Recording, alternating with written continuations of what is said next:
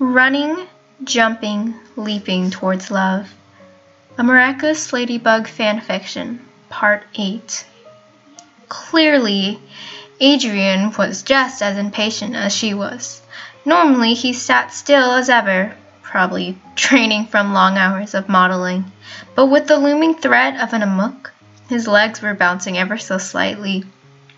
She doubted that even Nino took notice in the impatient hums, though Nino didn't seem to ever notice as much as she did, especially in regards to his best bro. But Marinette noticed. She noticed him ever so slightly bouncing his leg, his nervous habit of brushing his hair back too. She wanted to place her hands on his shoulder, preferably without melting into a puddle of goo at the least, and tell him that it would be okay, and that it was okay to not be on edge. Alas, she couldn't say that or bring him any type of comfort. Class seemed to go by fast, for her at least. With Adrienne's flickering to the clock, it went on forever in his mind. Once the bell rang, the blonde grabbed his book bag and bolted out of class with only a rushed "See ya." Alia scrunched her brow up and a little confused by Adrienne's urgency, but let it slide off their shoulders. "To practice?" she asked, putting an arm out. Marinette laughed and took it like a princess, holding a prince's hand before their first dance. "Of course!" Marinette giggled, sending a smug look to Nino, who was gasping.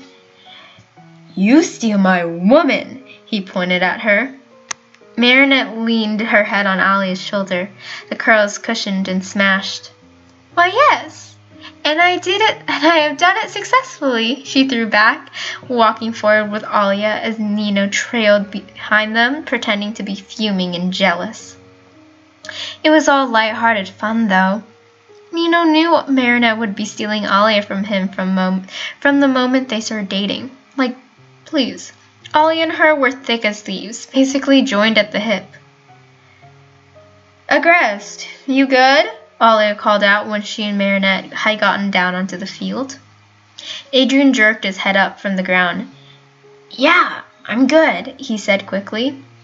Alia looked at him suspiciously, and Marinette sent him a sympathetic smile. She knew he was on edge, and she couldn't even offer him any comforting words. Just great. "Are you sure, dude? You've been kind of twitchy today," Nino asked, placing a hand on Adrienne's shoulder.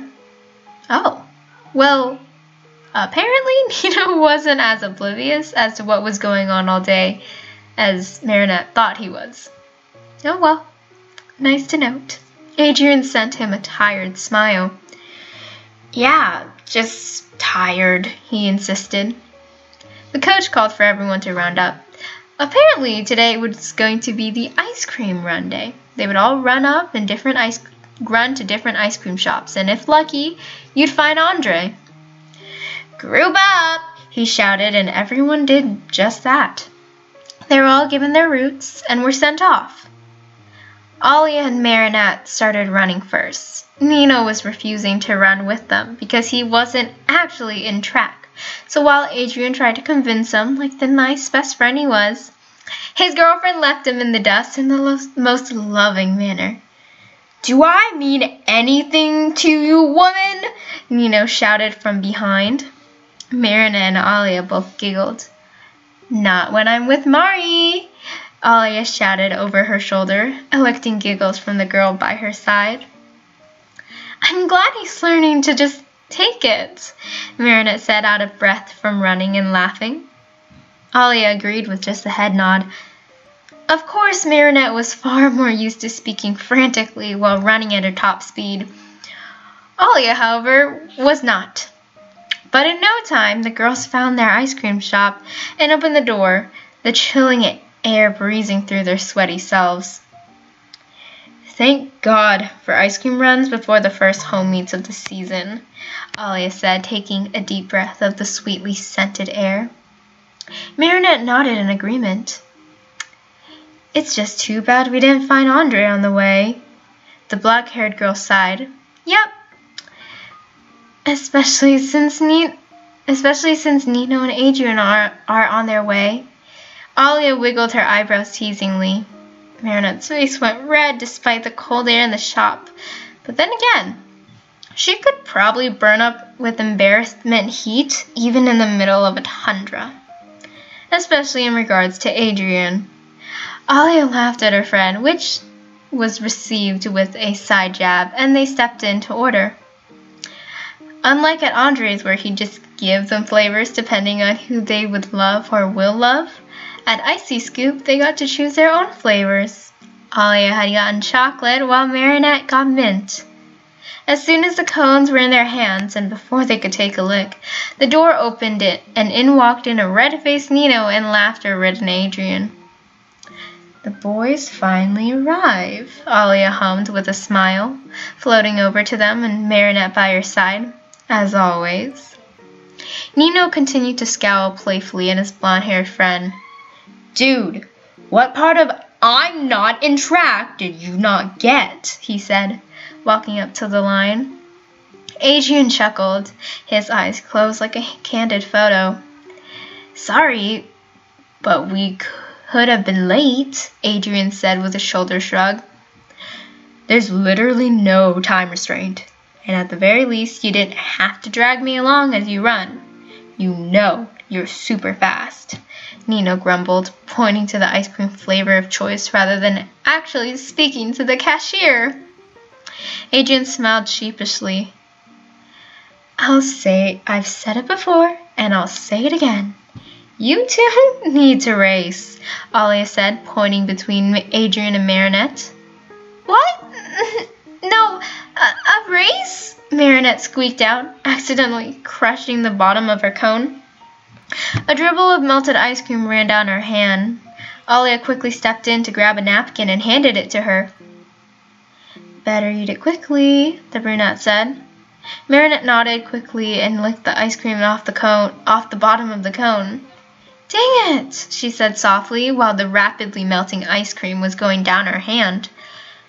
I'll go get you a cup, Adrienne said kindly, walking away and towards the counter. Marinette let out a sigh and felt the urge to bury her face in her hands. Although, if she was to do that, there would probably be ice cream all over her face, and perhaps that would be worse. Oh, of course I have to be a disaster and have ice cream drip down my hand, she groaned, wiping her hands off. Alia laughed a bit. Look on the bright side. Adrienne's getting you a cup, she said with a smile. Marinette rolled her eyes at her friend. Because I'm an idiot, the half-Asian girl lamented. Her friend clicked her tongue a couple of times. You'll find a way to calm down. You can start by saying thank you without spazzing out, Alia said with a sly smile. Adrienne indeed was on his way back and held out the cup. Marinette gingerly took it with the most shy smile. Thank you, Adrienne, she said internally, screaming in joy for the fact that she had actually spoken more than a word like a normal, regular human being to him. Never mind the fact that it was only a 3-word sentence. It was enough to celebrate. She placed the soggy cone into the cup and wiped her hands off on the napkin as Nino came back with Adrienne and his as cones. They all walked outside. Key word, whacked. Nino was not going to stand for running again. Literally. He sat down on the sidewalk for a minute, shouting that he was not going to run. Okay, drama queen. Alia laughed at her childish boyfriend's antics and kissed him on the cheek. Adrienne and Marinette quietly walked in front, leaving the chattering couple behind them. It was always too awkward when they got into their couple moments. It would be fun for us to race. You're really fast and I think you could win, Adrienne said suddenly. Marinette almost choked but forced her brain to think of, a normal person's answer rather than just incoherent screeching. Which is totally not something she'd done before. Totally. Maybe you're fast too, she said with minimum stuttering. Oh yeah, she was on a roll today. Adrienne smiled at her kindly. We're probably on par. I mean, if there's a co-ed relay, we should definitely run together. He wanted to run with her? Eek! Marinette almost threw her hands and arms up and screamed to the high heavens, thinking whatever for the miracle that had just occurred. Somehow, she was able to control the crazed reaction into a wide smile and excited hand movements behind her back and out of his line of vision, of course. Yeah, Marinette said way too quickly, though, if he noticed, Adrienne certainly didn't comment on it. He did, however, smile happily at her and turn back to front, continuing to eat his ice cream. Marinette did notice his hand not holding the cone was pressed on the side of his leg. Odds were, that's where he kept his communicator. She did that, too. Her leggings had small pockets, and though some people gave her a weird look for having a phone on her while running, they at least didn't whisper about it. She felt a flutter on her head. Probably Tiki, actually. She was strangely nestled inside of Marinette's hair. Apparently, those cool bun contraptions had enough room to hold a Kwame for an hour or so. Since Marinette couldn't bring a jacket or bag, it was the next best thing. Nervous? Marinette asked, noting Adrienne's shaky, silent sigh.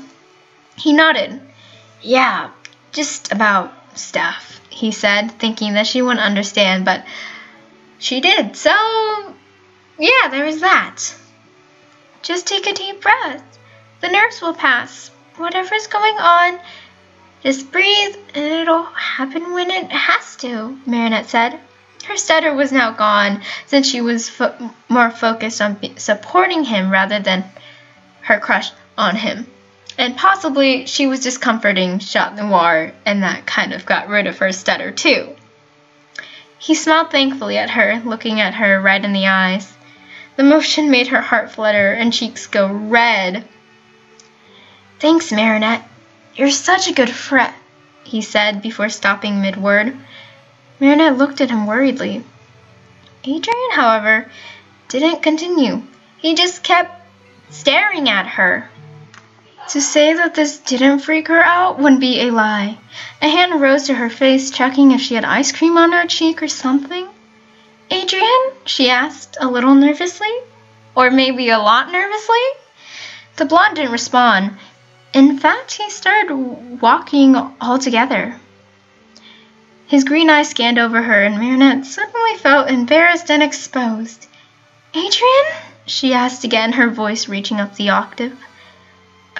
Nothing, he said, finally, after a minute or two of silence. The model began walking forward, and at a very quick pace, and Marinette felt the familiar feeling of, ugh, what had she done?